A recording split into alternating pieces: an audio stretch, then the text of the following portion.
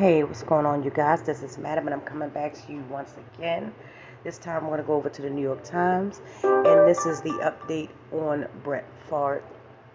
Brett Favre's most memorable stay may be $8 million meant for the poor. His role in the misappropriation of welfare money has infuriated people in his native Mississippi and prompted some fans to call for his removal from the Hall of Fame. The article was done by Jenny V. And the website of Brett Favre's foundation, Favre for Hope, describes a mission of a charitable organization that the Hall of Fame quarterback founded in 1995, providing financial aid to groups that provide service to undeserving and disabled children in Mississippi and Wisconsin. The stated aim stands in contrast to what Favre has been accused of in his home state, playing a role in the misappropriation of about $8 million in public funds intended for welfare recipients. The state of Mississippi sued 38 people or organizations, including Favre, earlier this year to recoup money. It said it was fraudulently diverted from a federal anti-poverty program known as Temporary Assistance of Needy Families. Favre has not been charged with any crime, but the evidence that links him to the scandal is further compromised by the standing earned with his football success across a 20-year NFL career, particularly in the state where he has been a favorite son. Text messages released in court filings earlier this month showed Favre leveraging the status to secure funds for personal pet projects, a biotechnology startup in which he had invested in a volleyball facility at his alma mater, the University of Southern Mississippi, where his daughter played the sport. Texts were first reported by Mississippi Today. Favre's lawyer, Bud Holmes, did not respond to messages seeking comment. He and Favre have said that Favre was not aware of that the funds came from the federal welfare program. Two of the people Favre he was in touch with have pled guilty to fraud charges related to the welfare money. John Davis, who served as an executive director of the Mississippi Department of Human Services under Phil Bryant, state's former governor, and Nancy New, who led a community education nonprofit that misappropriated funds to Favre and other prominent figures.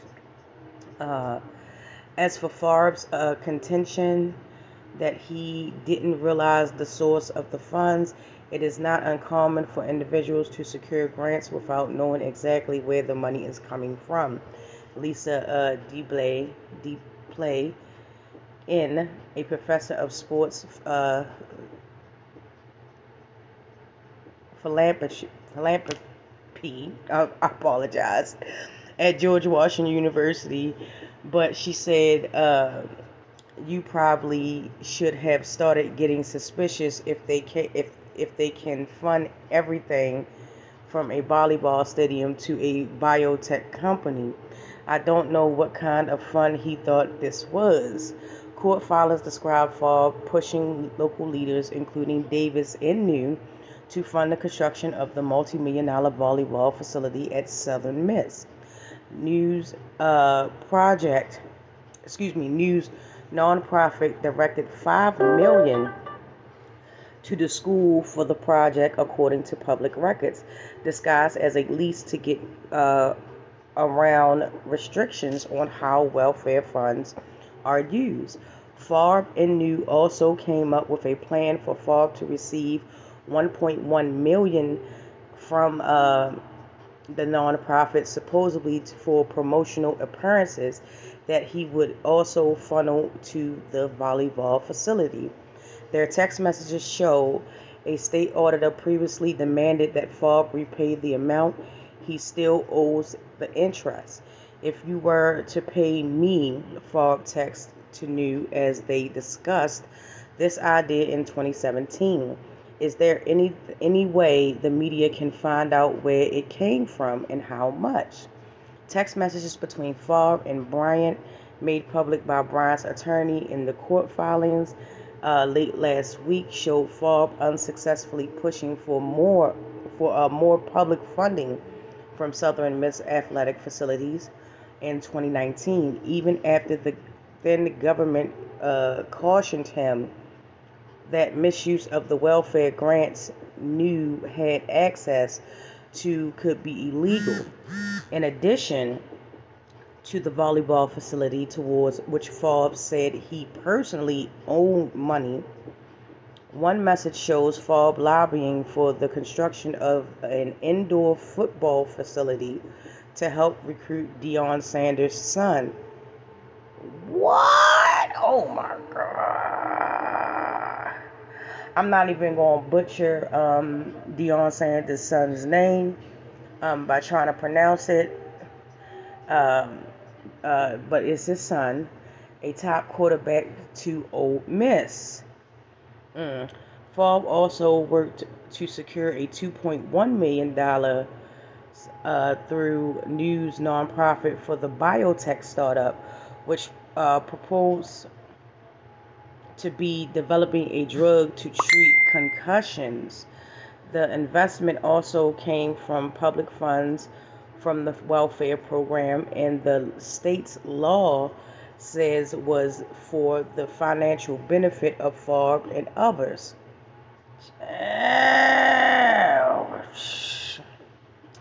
It is not yet clear if Favre will face any legal consequences for his role in the misuse of these public funds, but his connection to it has resulted in significant public scrutiny, a kind of scrutiny that Favre has faced before. More than a decade ago, a game day host for the Jets, Jen Schinger, accused Favre of sending her lewd and harassing messages while he was a quarterback for the team. The NFL said it could not establish that Favre sent the photographs to Schinger, but fined him $50,000 for failing to cooperate with the investigation. Sage Rosenfeld, a former NFL quarterback and Favre's teammate on the Minnesota Vikings, called him out in a Twitter post, writing, "Since retirement, I have been lucky to avoid stealing millions of dollars from the poorest people in my state. Rich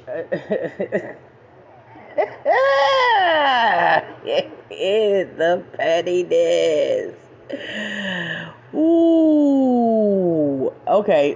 Rich Doznaries, the chief communications officer for the Pro Football Hall of Fame, said he has fielded about a dozen of phone calls from fans about Favre asking for him to be removed from the hall into which he was inducted in 2016. There's no question this has outraged a number of fans, he said.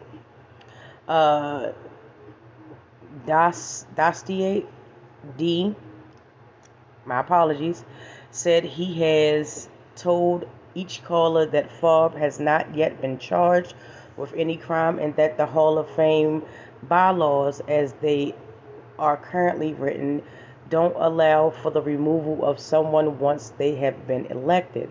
No one has ever been removed, including George Preston, Marshall, the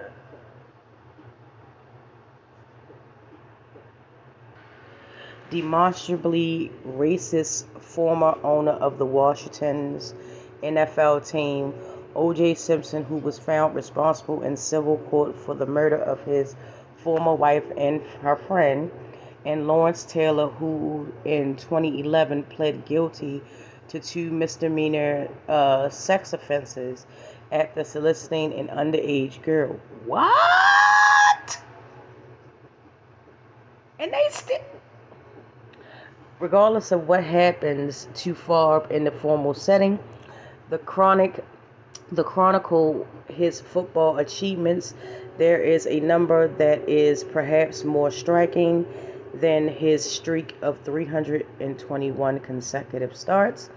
The $8 million meant for poor people that he is accused by the state of pushing to his personal interest, despite having earned more than $140 million in his NFL playing career.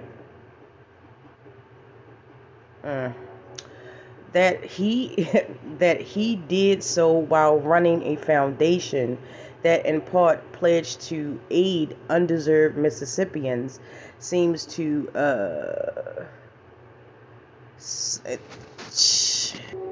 cynical to be true. One of the organizations listed as a charity partner of Favre for Hope is Hope Haven, which serves children in Mississippi who are victims of SA and trauma. Hope Haven's executive director, John James, said the center usually receives a $10,000 donation from Favre Foundation late in the year. He said he hopes the donation keeps coming despite the recent headlines because the funding helps Hope Haven meet the needs of its community.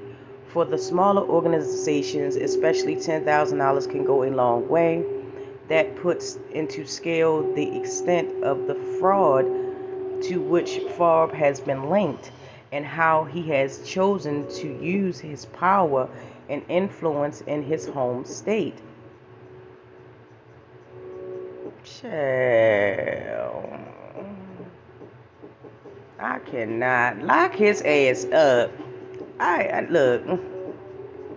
Lock his ass, lock him up, lock him up, lock him up. You hear what I'm saying to you? Put his ass in jail, okay? Put him in jail. Put him in jail. You hear me? He does not deserve to be around people. You mean to tell me this man has grossed over $140 million in his playing career? He could not take that out of his own pocket and get that stuff done, or find a way to get investors to come on to essentially help with the cost. He had to take it from people that actually need it. Man, I can't. Look, you know what? People should be upset. They should be upset, and they should be royally pissed. Because he did, it's no way that he can't say that he did this. And they have, even after, in the article when it said, even after the feds told him that it was fraud, he still was sending out text messages trying to get funds for his little pet project. Why is he not in jail? Why is the FBI, why don't they have their foot on his neck? Why are they not seizing assets? Why are they not doing this? Man, I'm just too through. Like I said, every time they come out with a story, and TMZ just reported about an hour ago that a person that was arrested in the fraud case regarding Brett Favre, they have taken a plea deal. So, I don't know. It might get a little bit juicy for Brett Favre if they took a plea deal and they start divulging everybody's role in the whole debacle that they had going on. Okay? So, I'm definitely going to keep my eye on that. I hope that the person that took the plea deal, I hope he includes everyone that was involved. And I do mean everyone, and everyone goes to jail. Because regardless of what people may think, yes, he is a Hall of Famer. Yes, he has laid down some of the best games in NFL history. Yes, he is the favorite son of Mississippi. All of that. But at the end of the day, he's a person and he should know better. And to have a foundation where you help people, children that are in the same position, and you donate money to them only for you to take welfare money from those same children, which I'm pretty sure some of them are recipients of the temporary cash assistance or whatever it is, and then to take it right back from them. Man, it's a special place in hell for you, Brett Favre. I'm trying to tell you. You and everybody that you was associated with in this whole thing. It's a special place in hell with you. I don't care if y'all Brett Favre fans get mad at me or whatever the case is. I do not care. His ass need to be in jail. But with that being said, let's get down in the comments and talk about this, as we always do with any story that I do or publish.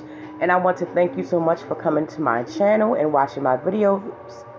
And with that, I will meet you in the comment section.